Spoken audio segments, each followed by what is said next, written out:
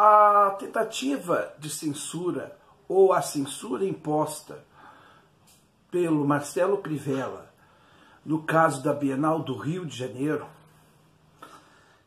é um caso emblemático de ataque à nossa Constituição Federal, que nos garante a liberdade de expressão.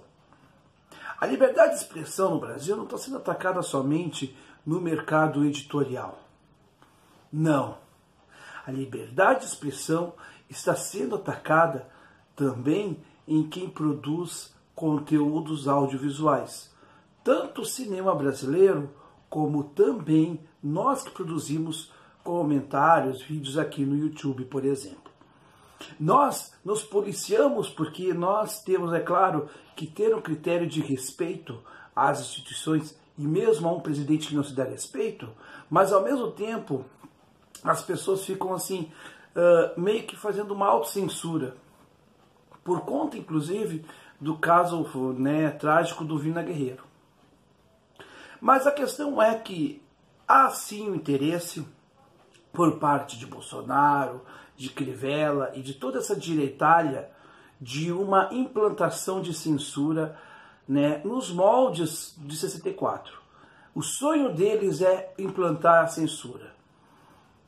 Vejam bem, desta vez ganhamos, a sociedade como um todo ganhou graças à intervenção do STF, que está de parabéns sim neste caso, porque interveio com muita sabedoria e usando a lei, assim como a Procuradoria-Geral da República, que também agiu de forma profilática, cirúrgica nessa questão. Então eu acho que a gente precisa também pensar o seguinte: o que coaduna isso? Por que está acontecendo isso? Porque o governo Bolsonaro e a direita, a extrema-direita brasileira, eles querem desconstruir o Estado brasileiro. E a primeira questão da desconstrução do Estado brasileiro é atacar aquilo que eles acham como fundamento para a abertura do comunismo, de coisas que atentam à moralidade deles. Porque o Crivella se preocupa com o beijo gay na revista Marvel, mas não se preocupa talvez com os desvios dos membros de sua religião, da sua igreja. Inclusive desvios que já foram mostrados há 20, 30 anos atrás, como aquela reportagem do Edir Macedo, sambando e rindo e ensinando a tirar dinheiro do povo. Isso daí a gente não se preocupa. Mas com o beijo gay, porque lá da Marvel aí é uma coisa preocupante. Vejam bem, meus caros, um dos fundamentos, então, da ação bolsonarista, da ação de extrema-direita, é a destruição do Estado Democrático de Direito. Segundo estágio, a entrega do patrimônio público.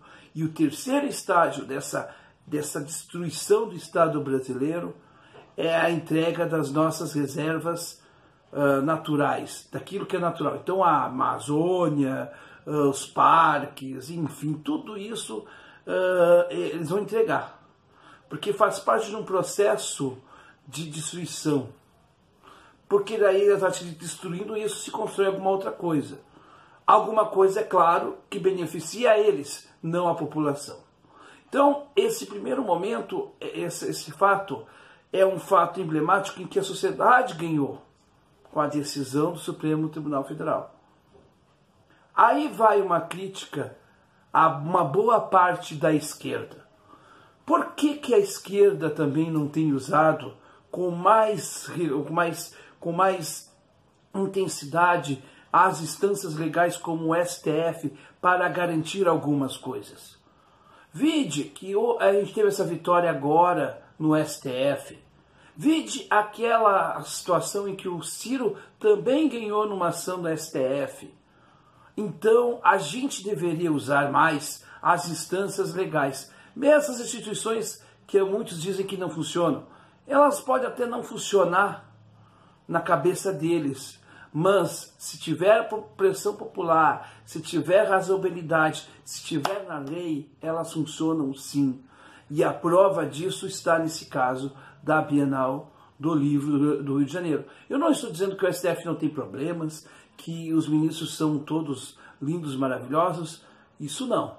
Mas a gente tem ainda assim uma luz no fim do túnel, que é a institucionalidade. Essa é a nossa saída para o caos político e social, para essa gente que mascara preconceito usando lei para defender os seus preconceitos, a sua homofobia velada, em nome que? De defesa do bem-estar e da criança, etc. Ali trazido uma série de coisas podres, sujas, mascarando, é claro, os seus interesses escusos. Por que a esquerda não tem se valido, novamente, dessas instâncias? Eis uma pergunta que eu faço.